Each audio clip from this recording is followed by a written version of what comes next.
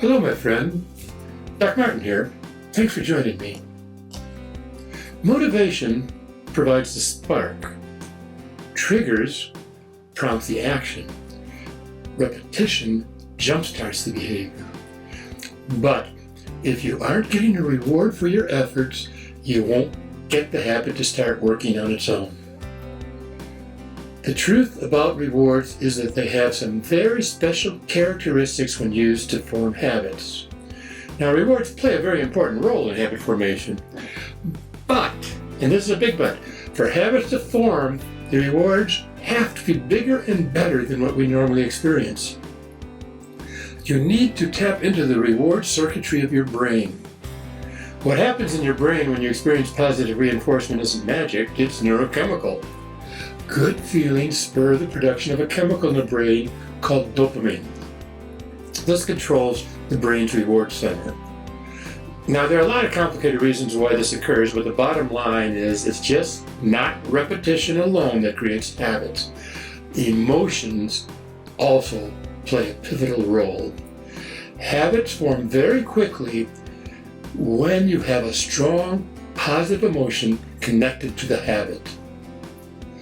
3 words make this crystal clear.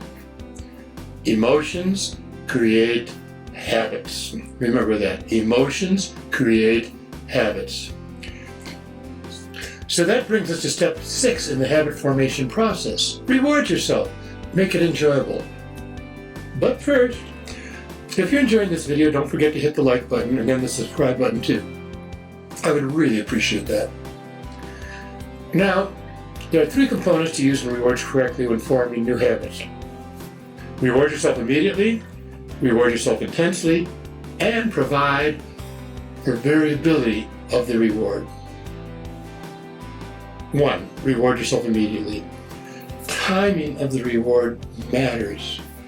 Unanticipated rewards in the future, like a paycheck, bonus, or a trophy.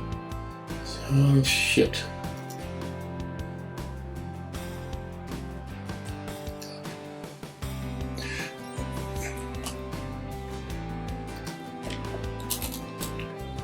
There are 3 components to using rewards correctly when forming new habits.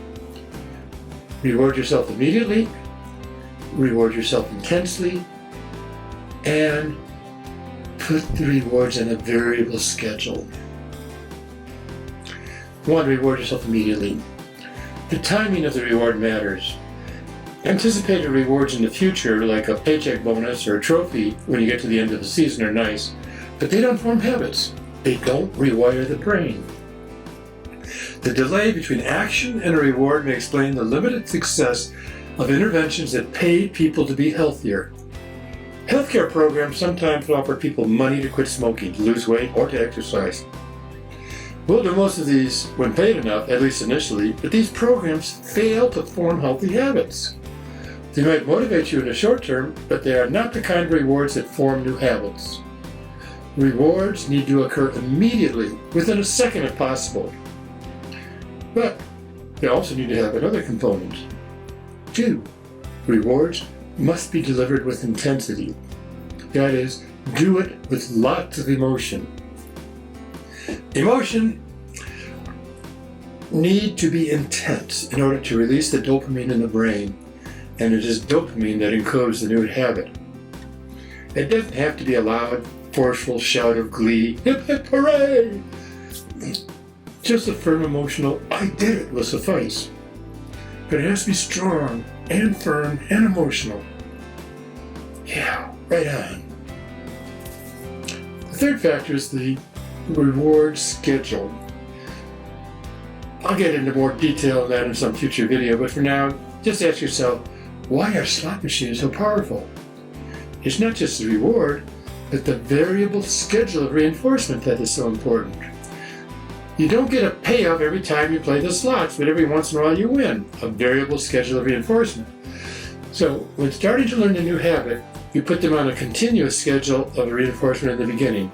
Immediate, intense, every time, reward. But once the reward starts getting firmed up, or once the habit, starts getting firmed up, then you go to a variable schedule. Just every once in a while, provide some reinforcement.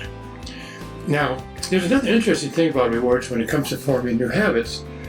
Once a habit is formed, rewards actually play a very minor role.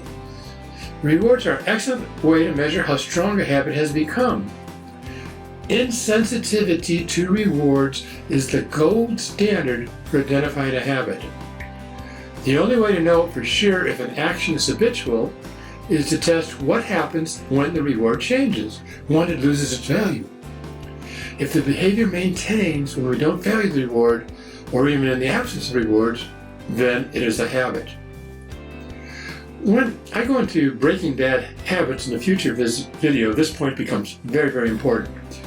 For example, when dealing with a child that is exhibiting challenging behaviors, if we view this as an unhealthy habit, the important parts of the habit loop that we need to change are the triggers and the actions, not the motivation and the rewards. But more on this later when I get into breaking bad or unhealthy habits. So far, we've gone through the first 6 steps of the 7-step habit formation process. If you've been working on developing a new habit following this process, ask yourself the following. Did it create the new habit as planned? If yes, celebrate. Reward yourself. If no, then you're going to have to go to step 7. And that'll be the focus of our next video. Step 7, monitor, troubleshoot, and expand. To summarize, rewards are important, but they must be delivered immediately and with intensity. You need to release dopamine into the brain and build those neural networks until they become deeply ingrained. Question of the day. What new habit are you going to reward today? Reward yourself immediately and with a strong emotion. Not necessarily loud, but firm and with conviction. V.J. Fogg, one of the experts in habit formation out of Stanford, rightly calls it celebration. So celebrate when you do the new habit. I hope you found some of what I just talked about interesting and informative. There's a lot more to come that I'm sure you're really going to like.